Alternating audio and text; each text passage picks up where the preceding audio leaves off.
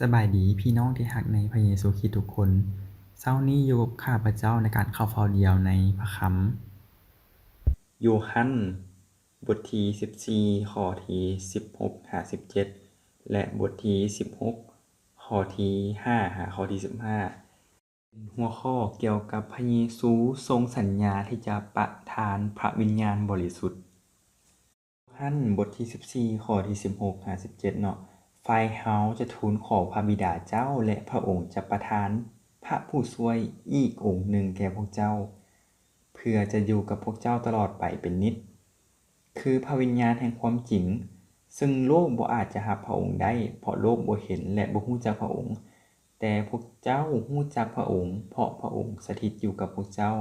และอยู่ในพวกเจ้าบทที่16ข้อที่5หาข้อที่15เนาะแต่บัดนี้เราใกล้จะไปหาพระองค์ผู้ที่ใช้เรามาแต่บ่มีผู้ใดในพวกเจ้าถามเราว่าเรากำลังจะไปไสและบัดนี้จิตใจของพวกเจ้าก็เต็มไปด้วยความทุกข์โศกเพราะเราได้บอกเรื่องนี้แก่พวกเจ้าถึงอย่างใดก็ตามเราบอกพวกเจ้าตามความจริงว่าการที่เราจะไปนั้นก็เป็นประโยชน์แก่พวกเจ้าให้ทุกคนคิดก้องพระคำข้อนี้ไว้เนาะเพราะถ้าเราบ่จากไป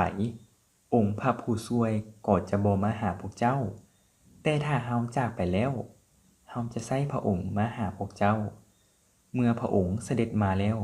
พระองค์นั่นแหละจะทรงบันดลให้โลกรู้แจ้งในเรื่องความผิดบาปความชอบธรรมและการพิพากษาในเรื่องความผิดบาปนั้นคือเพราะพวกเขาบ่วางใจเชื่อในเราในเรื่องความชอบธรรมนั้นคือเพราะเราไปหาพระบิดาเจ้าและพวกเจ้าจะบ่เห็นเราอีกส่วนเรื่องการพิพากษานั้นคือเพราะผู้ปกครองโลกนี้ได้ถูกพิพากษาแล้วเรายังมีหลายเรื่องที่จะบอกพวกเจ้าแต่ในเวลานี้พวกเจ้าบ่สามารถจะทนได้แต่เมื่อพระองค์นั้นคือพระวิญญาณแห่งความจริงจะเสด็จลงมาแล้วพระองค์จะนำเจ้าทั้งหลายไปสู่ความจริงทั้งหมดเพราะพระองค์จะบ่กล่าวแต่ลำพังของพระองค์เองแต่พระองค์ได้ยินสิ่งใดก็จะกล่าวสิ่งนั้นและจะประกาศให้เจ้าทั้งหลายรู้ถึงสิ่งเหล่านั้นที่จะเกิดขึ้น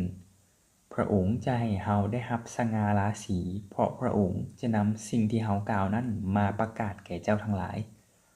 ทุกสิ่งที่พระบิดาเจ้ามีอยู่นั้นก็เป็นของเราฉะนั้นเราจึงกล่าวว่าพระวิญญาณจะนำเอาสิ่งซึ่งเป็นของเรานั้นมาประกาศแก่เจ้าทั้งหลายอาเมนวันนี้เรามารู้ถึงคำสัญญาที่ว่าพระเยซูได้ทรงให้ไว้กับสาวกก่อนที่พระองค์จะจากไปเนาะคำสัญญานั้นแม่นพระองค์จะทูลขอกับพระบิดาให้ทรงผู้ช่วยผู้หนึ่งลงมาผู้นั้นแม่นพระวิญญาณแห่งความจริงนั่นคือคำสัญญาที่พระเยซูได้ให้ไว้กับสาวกแล้วเป็นหยังพระเยซูต้องให้คำสัญญาจังซี่กับสาวกไว้เนาะคันเฮากลับไปอ่านอยู่ที่พระคัมภีร์โยฮันบทที่14ข้อที่18เนาะเฮาจะบ่ปาทิ่มเจ้าทั้งหลายไว้ให้เป็นกำพร้าเฮาจะมาหาพวกเจ้าในขณะนั้นเองเนาะพระเยซูเองพระองค์ก็บ่อยากปล่อยให้สาวกอยู่เพียงลำพังเนาะพระองค์จะกลับมาหาพวกเขาผ่านพระวิญญาณบริสุทธิ์แล้วเป็นหยังพระเยซูต้องจากไปในตอนนั้นก็เพื่อเติมเต็มแผนการของพระเจ้าก็คือแผนการที่พระบิดาจะให้พระบุตรได้รับเกียรติยศสูงสุดคำถามพระวิญญาณบริสุทธิ์เสด็จมาได้แนวใดอยู่ในโยฮันบทที่16ข้อที่7แต่ถ้าเฮาจากไปแล้วเฮาจะใช้พระองค์มาหาพวกเจ้าคือการที่พระวิญญาณบริสุทธิ์จะทรงเสด็จลงมาได้เนาะมันต้องแลกด้วยความตายของพระเยซูพระองค์ต้องฟื้นคืนและต้องกลับขึ้นฟ้าสวรรค์คันบ่เป็นดังนั้นเนาะจะบ่มีผู้ใดทูลขอกับพระบิดาให้ทรงผู้ช่วยลงมาพระวิญญาณบ่ได้เพียงแต่เสด็จลงมาซื่อๆเฮากลับมาเบิ่งกันที่พระคัมภีร์โยฮันเนาะบทที่14ข้อที่26เนาะกล่าวไว้ว่าแต่พระผู้ช่วยคือพระวิญญาณบริสุทธิ์เจ้าผู้ที่พระบิดาเจ้าจะใช้มาในนามของเฮาองค์นั่นแหละจะสั่งสอนพวกเจ้าทุกสิ่งและเตือน ให้พวกเจ้าระลึกถึงทุกสิ่งซึ่งเฮาได้บอกพวกเจ้าแล้วนั้นพระวิญญาณเองบ่เพียงแต่เสด็จลงมาล่าแต่พระองค์มีภารกิจของพระองค์เนาะก็คือการสั่งสอนพวกเฮาทุกสิ่งและเตือนให้เฮาระลึกถึงทุกสิ่งที่พระเยซูได้บอกไว้ในคำสั่งสอนนั้นเนาะจะมีอย่างแน่เฮาจะเห็นอยู่ในพระคำโยฮันบทที่16ข้อที่8หาข้อที่11เนาะในนั้นจะมีความผิดบาปเรื่องความชอบธรรมและเรื่องการพิพากษาความจริงทั้งหมดที่พระวิญญาณได้กล่าวแก่เฮาเนาะพระองค์บ่ได้กล่าวด้วยตนเองแต่ว่าพระองค์ได้ยินสิ่งใดมาจากพระบิดาพระองค์ก็กล่าวสิ่งนั้นพระเยซูได้สั่งสอนเฮาถึงสิ่งใดพระวิญญาณก็ย้ำเตือนเฮาในสิ่งนั้นก่อนที่ข้าพเจ้าจะสิ้นสุดการเข้าเฝ้าเดียวเนาะข้าพเจ้าอยากขออธิษฐานให้กับพี่น้องทุกคนเนาะข้าแต่องค์พระเจ้า